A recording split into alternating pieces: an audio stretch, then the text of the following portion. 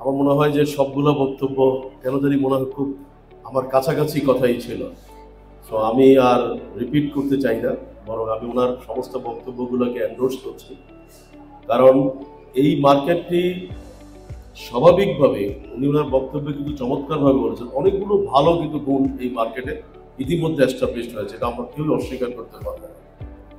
এবং একইভাবে এটাও সত্যি কথা যে এই স্বপ্ন নিয়ে আমরা কিন্তু প্রথম এখানে কম্পিউটার মেলা করি 1998 সালে, এবং আজকে আমি যখন এই মার্কেটে ঘুরি তখন মনে হলো যে সকালে আসতাম 7টা 7:30টায়, রাত্রে 11টায় এখান থেকে বের হতাম, এবং জানি না হয়তো এই দিন আর কখনো ফেরত আসবে না, আসা উচিত না, কারণ যেহেতু আমরা আসলে নতুনরা কি করবো। তো সেই কারণে আমি মনে করি যে একটা সময় ছিল সত্যিকার অর্থে আমরা অনেক পরিশ্রম করেছি, অনেকের কাছে এটা কল্পনার অতীত ছিল যে এটাকে একটা সাকসেসফুল মার্কেটে আমরা কিভাবে রূপান্তর করবো। বাট অফকোর্স আমরা আল্লাহর কাছে শুকরিয়া আদায় করি যে আলহামদুলিল্লাহ যে আমরা সেটা করতে সক্ষম হয়েছি। আমি আবারও বলছি, কেউ আমাকে ভুল বুঝবেন না, আমি আরো কয়েকটা কথা বলবো। সেই কথাগুলো হচ্ছে যে জসিম ভাই যেমনি ভাই বললেন যে মার্কেটে ফেক প্রোডাক্ট আসছে না, মার্কেটের কিছু rules regulation well establish, that completely আমি অ্যাকনোলেজ করি এবং এটা নিয়ে আমার কাছে মনে কেউ ডিফার করে। কিন্তু একটা কথা কিন্তু আমাদের ভুলে যাওয়া উচিত না যে আমাদের এই মার্কেটের যে আবেদন, আমি যেমন সরোয়ার মাহমুদ ভাই বা সরোয়ার ভাইকে যেটা বলবো যে আপনাকে ধন্যবাদ জানাই যে আপনি আপনার বক্তব্যে অ্যাকনোলেজ করেছেন যে এই মার্কেটের মাধ্যমেই কিন্তু আপনি ব্যবসায় আজকে সফল হয়েছেন, বা আজকে হয়তো আপনার ইউনাইটেড কম্পিউটার বা ইউসিসি একটা ভালো অবস্থানে পৌঁছেছে। আমার মনে হয়, if I am not wrong, বাংলাদেশের সম্ভবত টপ কোম্পানির ভিতরে your company is also one of the representative. তো সেইখানে আপনি যেভাবে অ্যাকনোলেজ করেছেন যে এই মার্কেটের কিন্তু একটা কন্ট্রিবিউশন আছে বা ছিল, কিন্তু এটাও আপনাকে কিন্তু মাথায় রাখতে হবে, আপনি যখন এখানে ব্যবসাটা শুরু করেছিলেন তখন কিন্তু এই মার্কেটের পার স্কোয়ার ফিট ছিল 30 টাকা, আজকে সেটা কত, এটা কিন্তু আমাদের মাথায় রাখতে হবে। আজকে কিন্তু আমি নিজে ব্যক্তিগতভাবে ঘুরে দেখলাম, আমার কাছে মনে হলো যে অনেক ব্যবসায়ী কিন্তু ভালো নাই, এবং আমি নাম মেনশন করতে চাইনি। আমি দু একটা শপে একটু উকি মারার পরে আমি জানলাম যে একটা শপ 3 জন পার্টনার চালাচ্ছে, 3টা স্টেক হোল্ডার চালাচ্ছে। এটা লুকোচুরি কিছু নাই, কারণ মার্কেটে সার্ভাইভাল ফর দ্য ফিটেস্ট, টিকে থাকতেই হবে। এখন যারা এইভাবে চালাচ্ছেন তারাও কিন্তু ভালো নাই। তার মানে কি হচ্ছে, 30 টাকার ভাড়া সম্ভবত নতুন যারা নিচ্ছে তাদেরকে 300 টাকা দিতে হচ্ছে। তাহলে আমি যদি বলতে চাই যে 30 টাকার ভাড়া 300 টাকা হলো, 10 টাইমস হলো, যারা এখানকার সব ওনার তাদের ভাগ্যের কি পরিবর্তন কি এভাবে হলো? হয়নি। হ্যাঁ, সরোয়ার ভাই হয়তো বলেছে তোমার ভাগ্যের পরিবর্তন হয়েছে, কিন্তু আবার আমি রিপিট করছি, উনি কিন্তু শুরুটা যদি আজকে 300 টাকা উনি শুরু করতো, তাহলে কিন্তু আজকে ওনার কিন্তু আমার কাছে মনে হয় এত ভালোভাবে ব্যবসা পরিচালনা করা সম্ভব হতো না, ওনার হয়তো রাতের ঘুম হারাম হয়ে যেত। তো এই জায়গাটাতে আমি বলবো, যেহেতু এই মার্কেটের বেশ কিছু ভালো দিক আছে, যেটা আমরা আমি জসিম ভাইয়ের কথার সূত্র ধরেই বলছি, যে কিভাবে আমি যেটা বলবো যে যারা কমিটিতে আছেন আমি অবশ্যই আপনাদের প্রতি কৃতজ্ঞতা জানাই, যারা আগেও ছিল তাদের প্রতি কৃতজ্ঞতা জানাই, প্রত্যেকেরই কিন্তু কোনো ভূমিকাতে ছিল না তা না, কিন্তু এটাও আমাদের মাথায় রাখতে হবে যে এটা জসিম ভাই বললো, এটাও কিন্তু একটা সিগনিফিক্যান্ট মেসেজ যে এখন কেন নতুন প্রজন্ম সেকেন্ড জেনারেশন কেন এখানে বসতে চায় না। এটা কি আমাদের ব্যর্থতা না? এটা অবশ্যই কিন্তু আমাদের ব্যর্থতা। তার কারণ হচ্ছে আমি যেই ব্যবসা প্রতিষ্ঠা করছি বা করে যাচ্ছি, আমার প্রজন্ম এসে বলবে যে না এটা কোথায়, এটা তো আমার জন্য না, আই এম নট এডুকেটিং বা I am not driving myself on the proper career plan, এটা আমার জন্য না। তার মানে এটা কিন্তু আমাদের ফেলিউর। যারা বাবারা বা যারা আজকে যারা একটা দীর্ঘ সময় এই মার্কেটের পিছনে দিয়েছেন, আজকে 25 বছর, তার মানে 25 বছরই শুধু না। এখন আমরা যদি বলি আমাদের ব্যবসায়িক লাইফ, আমি যদি বলি এখানে শফিক ভাই, একটা সময় আমি শফিক ভাইয়ের কাছ থেকে কম্পিউটার কেনার জন্য বা প্রোডাক্ট কেনার জন্য আমি নিজে পার্সোনালি ওনার আইসিবি সেই মতিঝিলে অফিসে কতবার গিয়েছি, তাই না? তাহলে সেই হিসাবে আমার যেমন বিজনেস লাইফ 34 পার করে আমি 35-এ পড়লাম। If I am not Shafiq ভাই আমার থেকে 3-4 বছর সিনিয়র হওয়ার কথা, তাহলে আলটিমেটলি কি দাঁড়াচ্ছে, এখন শফিক ভাই কি তার প্রজন্মকে এখানে নিয়ে আসতে পারছেন? আসতে পারছেন না। তাহলে এই জায়গাটাতে ব্যর্থতাটা কোথায়? ব্যর্থতা কোনো ব্যক্তির না, এটা কিন্তু কেউ পার্সোনালি নেবেন না। ব্যর্থতাটা কোনো ব্যক্তির না, ব্যর্থতাটা কিন্তু আমাদের সমষ্টিগত সবার, আমরা সবাই মিলে কাজ করতে পারি নাই। এবং আমার কাছে যেটা মনে হয়, আমি এর আগে 5 বছর আগে একটা অনুরোধ করেছিলাম, সেই অনুরোধটা আবারও করি। 5 বছর আগে এখানে দাঁড়িয়ে কিন্তু একটা অনুরোধ করেছিলাম, এবং আমি আজকে বলতে চাই যে আপনারা আমার অনুরোধটা রাখেন। আমি যত রকম সাপোর্ট দেওয়ার এবং আজকে যেমনি আমি স্পন্সররা এখানে সাপোর্ট করার কারণে কিন্তু আপনারা আজকের এই মেলাটাকে সাকসেসফুলি অর্গানাইজ করতে পারছেন। এবং আমি বিশ্বাস করি স্পন্সররা আপনাদেরকে পয়সা দিবে, যদি না দেয় আমি গ্যারান্টি দিচ্ছি আমি পয়সা দিব। সেই কাজটা কি 5 বছর আগে আমি বলেছিলাম যে আপনারা একটা ছোট্ট একটা গবেষণা সেল করেন, একটা গবেষণা সেল করেন। আপনারা 4-5টা বিশ্ববিদ্যালয়, আপনারা যেগুলো প্রমিনেন্ট বিশ্ববিদ্যালয় যারা আইটি নিয়ে ফোকাস, তাদের কিছু শিক্ষককে আপনি ইনভলভ করুন, নতুন প্রজন্ম ছাত্রছাত্রীদেরকে ইনভলভ করুন। এদেরকে ইনভলভ করে আপনারা বিবেচনা করুন যে এখানে আমি যদি 25 বছর আগে আমরা একটা এতগুলো উদ্যমী লোক আমরা এই মার্কেট প্রতিষ্ঠা করে 25 বছরকে আমরা একটা মার্কেট প্রতিষ্ঠা করতে পারলাম না, এটা আমাদের ব্যর্থতা না? আমরা 25 বছরকে একটা মার্কেট প্রতিষ্ঠা করতে পারবো না? সো অফকোর্স এটা আমাদের ব্যর্থতা। আজকে আমরা আমাদের নিজের প্রেমিসেসে যদি আমরা বলতে পারতাম যে এটা আমাদের, প্রত্যেকটা শপ ওনার যদি বলতে এটা আমার শপ, কিন্তু এখন কিন্তু আমার শপ না। কালকে সকালে যদি অথরিটি বলে যে আপনার তালা লেগে দেন, তালা মেরে দিচ্ছি, এবং আমি জানি অনেক শপকে কিন্তু তালা মেরে দেওয়া হয়েছে, এটা মিথ্যা না। অফকোর্স তাদের ডেভিয়েশন ছিল, আমি তাদের পক্ষে যাচ্ছি না, আমি অবশ্যই এই কর্তৃপক্ষের পক্ষেই থাকি, কিন্তু আমার বক্তব্যটা হচ্ছে এখনো সময় আছে। কারণ এখনো সময় আছে কেন? আজকে জসিম ভাই আছে, কালকে জসিম ভাই থাকবে না, কালকে আমি থাকবো না। তাহলে আমার ছেলে মেয়ে কিন্তু এখানে এসে সে কিন্তু ফিলিংও থাকবে না যে বাপ একদিন এই জায়গাতে এতটুকু সময় দিয়েছিল। তাহলে এটা কিন্তু আমাদের একটা অনেক বড় ফেলিউর। সুতরাং আমরা যদি এই গবেষণাটুকু করতে পারি যে আমাদের সম্ভাব্য প্রস্তুতিতে কি থাকা উচিত। আজকে দেখেন, আমি কাউকে আবারও বলছি, ছোট করার জন্য বলছি না, বাট এটা তো বাস্তব। আপনাদের অর্থ দিয়ে কিন্তু আইডিবি অথরিটি আরেকটি বিল্ডিং বানিয়েছে, আমার রাইট রং? আইডিবি অথরিটি আরেকটি বিল্ডিং বানিয়েছে, আমরা পারলাম না কেন? অর্থ তো আমাদের কাছ থেকে না হচ্ছে, তাহলে আমরা কেন পারলাম না? এটা কি আমাদের ব্যর্থতা না? তো সেই জায়গাটাতে আমরা বারবার বলতে চাই যে, এবং একইভাবে বলবো যে আপনাদের প্রত্যেকটা মেলা, এইটাও আমি 5 বছর আগে বলেছিলাম, আজকে যেমন হয়তো স্মার্ট ঘোষণা করলো যে আমরা একটা এই মেলার মাধ্যমে নতুন একটা প্রোডাক্ট লঞ্চ করেছি, আমি এটাও বলেছিলাম যে প্রত্যেকটা বছর কেন আমরা টার্গেট করতে পারি না? আমাদের কি ইনোভেটিভ ছাত্রছাত্রী নাই? আমাদের কি ফ্রিল্যান্সার নাই? আমাদের কি বাংলাদেশি ছেলেমেয়েরা কিন্তু আজকে ওয়ার্ল্ড বিভিন্ন কম্পিটিশনে তারা ভালো অবস্থান তৈরি করছে না? তাদেরকে কেন আমরা নিয়ে আসছি না? তুমি প্রোডাক্ট ডেভেলপ করো, আমরা যারা স্পন্সর যারা আছি বা আমরা যারা মার্কেটে আছি, আমাদেরকে যারা একটু ভালো অবস্থান, আমরা তাদেরকে ফান্ডিং করবো, তাদের নতুন প্রোডাক্টকে আমরা নিয়ে আসতে পারি না? আমরা তখন বলতে পারি যে বিসিএস কম্পিউটার সিটি এই মেলার মাধ্যমে বা এই গত 1 বছরে এই 5টি প্রোডাক্ট প্যাটেন্ট আকারে মার্কেটে ছাড়তে সক্ষম হয়েছে, যেগুলো সারা পৃথিবীতে যারা ইনভেস্টর তারাও কিন্তু 5টি প্রোডাক্টের ভিতরে একটি প্রোডাক্ট কিন্তু ইন্টারন্যাশনাল মার্কেটে যেতে পারে। আমি একটু আগে জসিম ভাই বললেন যে কোনো একটা দেশ, আমি তাকে না উল্লেখ করে বলতে চাই, লট অফ গার্বেজ প্রোডাক্ট আসে। আমি কি করতে পারছি? আমি কতটা প্রোডাক্ট তৈরি করতে পেরেছি? একইভাবে আবার এটাও বলছি যে আমাদের ভিতরে 2-1 যে প্রোডাক্ট তৈরি করে নাই তা না, আমাদের ভিতরেও কিন্তু 2-1 প্রোডাক্ট তৈরি করেছে। আমরা তাদেরকে কতটুকু সাপোর্ট করেছি? আমরা কি কোনোদিন বসেছি তাদেরকে নিয়ে যে হ্যাঁ এই কোম্পানিটা এই প্রোডাক্টটা তৈরি করেছে, আমরা কমিটমেন্ট করি, তাকে সাপোর্ট করি যে আমরা এই প্রোডাক্টটা বাইরে থেকে আমরা ইম্পোর্ট করবো না, আমরা আপনাকে ইম্পোর্ট সাবস্টিটিউট যত রকম সাপোর্ট দেওয়ার, ইভেন ফাইন্যান্সিয়াল সাপোর্ট দেওয়ার প্রয়োজন আমরা তাকে সাপোর্ট দিতে পারি।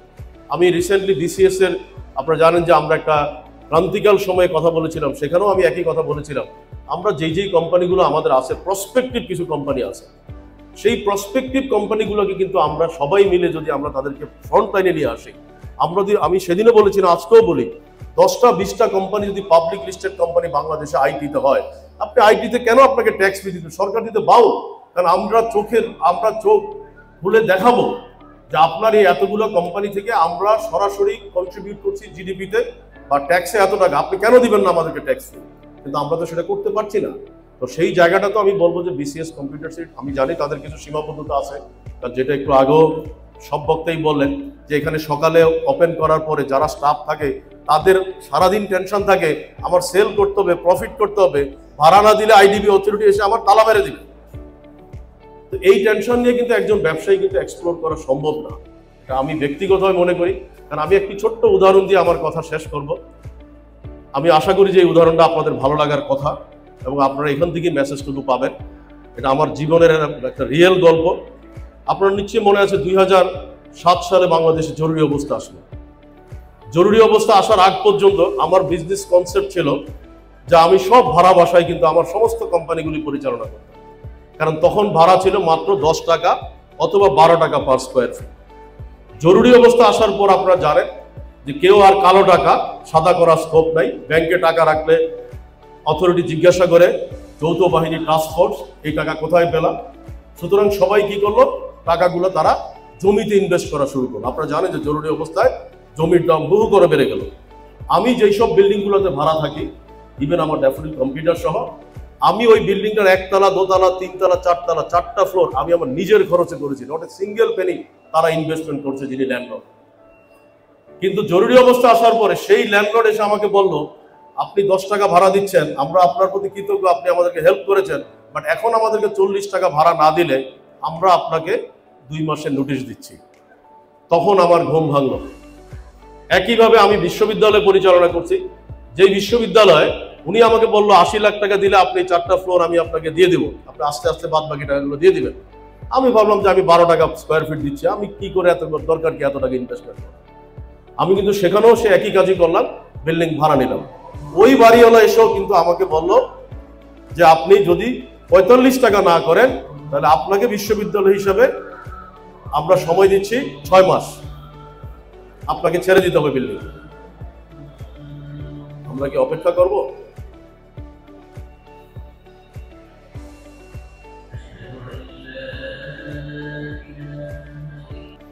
তখন আমার ঘুম ভাঙলো যে আমি সারা জীবন পরিশ্রম করে আমি যেই প্রতিষ্ঠান গড়ে তুললাম, আজকে আমাকে বলা হচ্ছে যে এখান থেকে চলে যেতে হবে।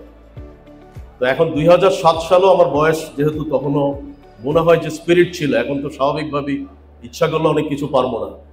আমি কিন্তু তখন প্রতিজ্ঞা করলাম যে আগামী 5 বছরের ভিতরে আমি কোনো ভাড়া বাসায় আমার কোনো প্রতিষ্ঠান চালাবো না। এবং আলহামদুলিল্লাহ আমার কোনো প্রতিষ্ঠান, একমাত্র ড্যাফোডিল কম্পিউটার্স স্মৃতির কারণে এটা রেখেছি, ওটা ভাড়া বেশি দিয়ে রেখেছি, কারণ এটা যেহেতু আমার প্রথম প্রতিষ্ঠান, এটার জন্য অনেক ইমোশন ইনভলভ আছে। তো এর বাইরে কিন্তু আর নট এ সিঙ্গেল কোনো অর্গানাইজেশন আমি আমার ভাড়া বাসায় নাই। আমি কেন উদাহরণটা দিলাম, আশা করি আমি পিনু সহ যারা কাজ করছেন, মাহবুব, যারা টিম, আমার মনে হয় সময় আসছে আপনারা অ্যাটলিস্ট ইন্ডাস্ট্রির দিকে তাকিয়ে আপনাদেরকে এই স্যাক্রিফাইসটুকু আপনারা করেন। আমার দৃঢ় বিশ্বাস সবাই সাপোর্ট করবে। আপনারা হয়তো বলবেন এটা খুব কঠিন কাজ। আমার বিশ্বাস যিনি আমাদেরকে সৃষ্টি করেছেন তিনি নিজেই বলেছেন যে আমি যা জানি তোমরা তা জানো না। তাহলে পরিকল্পনা নিতে হবে আমাদেরকে, কারণ আমি যেদিন পরিকল্পনা নিয়েছিলাম সেদিন কিন্তু আমি নিজেও জানতাম না যে আমি এইভাবে সাকসেস হব, কিন্তু সেদিন পরিকল্পনা না নিলে কিন্তু আজকে হয়তো আমি এই সাকসেসটুকু আমি পৌঁছাতে পারতাম। তো আমি সেই কারণে আপনাদের কাছে উদাহরণটা দিয়ে শেষ করার পূর্বে এটাই বলতে চাই, লেটস ফিক্স এ মাইন্ডসেট যে আমরা একটা টার্গেট করি। আর এইভাবে ভাড়া কিন্তু আরো বাড়াবে। আপনারা মনে করবেন আপনি যত ভালো করবেন ততই কিন্তু এটাই ন্যাচারাল, এটা কিন্তু এটা অস্বীকার করার কোনো স্কোপ নাই। সো আপনারা যদি এখনো পরিকল্পনা করেন যে আপনারা সেইখানে কিন্তু সরকারের সাথেও কথাবার্তা বলতে পারেন, অথবা এখনো বাংলাদেশে বহু প্রতিষ্ঠান আছে যারা নিজেরা ডেভেলপ করার মতো তাদের ফান্ড নাই, তাদের ল্যান্ড পড়ে আছে, তারা কিন্তু একটা রিয়েল এস্টেট কোম্পানিকে তারা দিচ্ছে।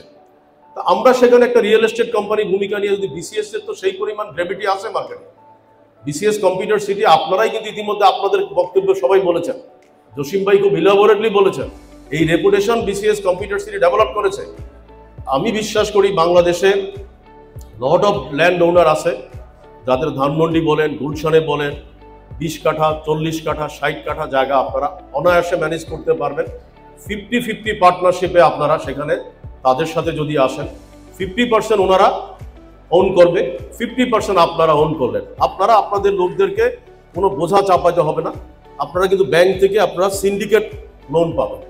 যদি 40টা বা আমি ধরে নিই 100 প্রতিষ্ঠান যদি একসাথে যদি আপনারা একত্রিত হন, যে কোনো ব্যাংক, যে কোনো ফাইন্যান্সিয়াল অর্গানাইজেশন আপনাদেরকে 200-300 কোটি টাকা অনায়াসে আপনাদেরকে লোন দেবে। তাহলে আপনারা কিন্তু এই ফান্ড দিয়ে আপনারা একটা স্বপ্নের একটা সিটি করতে পারেন। কারণ আপনারা 25 বছর পরে এই জায়গায় থাকবেন, এটা আমার কাছে খুব খারাপ লাগে, আপনাদের কাছে আমার থেকে বেশি খারাপ লাগার কথা যে এখানে গাড়ি পার্ক করতে দেওয়া হবে না, আপনার কোনো নিজের একটা গাড়ি রেখে আসবেন, আপনি পার্কিংয়ে ঢুকতে পারবেন না। তার মানে কি হচ্ছে, আপনি পয়সা দিচ্ছেন কিন্তু আপনার কিন্তু সেই অপরচুনিটি নাই। তো সেই কারণে আমি বলবো যে এটা 5 বছর আগেও যেহেতু কথাটা বলেছি, আজকে আমি একটু ইলাবোরেট বললাম। এবং এই ব্যাপারে যদি আপনাদের কোনো সহযোগিতা মনে হয় আপনাদের প্রয়োজন, কারণ যেহেতু আমাদের একটা ফ্যান্টাস্টিক টিম আছে, আর্কিটেক্ট বলেন, সিভিল বলেন, দুনিয়ার সব রকম এক্সপার্টাইজ আমাদের কাছে আসে। I will love to give you the free service. আপনার কোনো রকম আর্কিটেক্ট ডিজাইন কোনো নট এ সিঙ্গেল পেনি যাবে, everything I will take the responsibility. But এখানে একটাই আমার প্রবলেম, আমি হয়তো আপনাদেরকে টাইম দিতে পারবো না, আপনাদেরকে রিসোর্স দিতে পারবো, অন্যান্য সাপোর্টগুলো দিতে পারবো।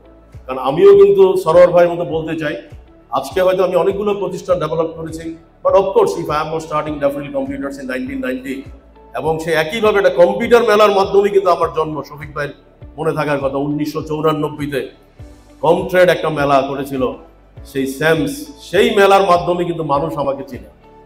এর আগে কিন্তু আমাকে ভালো করে মানুষ চিনত না, তাই না? কারণ আমি যদি বলি শামীম ভাইকে দেখতে পাচ্ছি, আল্লাহ ওনার বাবাকে বেহেশতবাসী করো, এখন যদি আমি বলি যে শামীম ভাই ওনারা যখন সুপিরিয়র কম্পিউটার, তখন তো ইন ওয়ান সেন্স আমি ছোট কোম্পানি, তাই না? শফিক ভাইয়ের মতো একটা কোম্পানি কিন্তু আমার 10,000 টাকাটা চেক নিতে গেলে উনি কিন্তু 10 বার চিন্তা করে চেকটা বাউন্স হবে কিনা, ড্যাফোডিল একটা নতুন কোম্পানি। তো সেই কারণে আমি অবশ্যই স্বীকার করি, কৃতজ্ঞতা জানাই যে কম্পিউটার ইন্ডাস্ট্রির কারণেই কিন্তু আমি এই জায়গায় আসছি, বা আল্লাহ আমাকে হয়ে যে আনার সুযোগ করে দিয়েছে। So if I can contribute anything in any format, I will love it and I will be grateful to this industry. Thank you very much and wish all of you good luck. Assalamu alaikum.